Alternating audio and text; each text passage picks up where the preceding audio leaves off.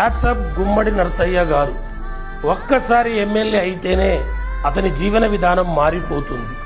అలాంటిది ఏకంగా 5 సార్లు ఎమ్మెల్యే అయితే అతని జీవన విధానం ఎలా ఉంటుందో ఊహించుకోవచ్చు. కానీ నీతి, నిజాయితీ, సాదాసీదా జీవన విధానానికి నిలువెత్తు నిదర్శనం గుమ్మడి నరసయ్య గారు. ఉమ్మడి ఖమ్మం జిల్లా ఇల్లందు నియోజకవర్గం నుంచి 5 సార్లు ఎమ్మెల్యేగా గెలుపొందాడు.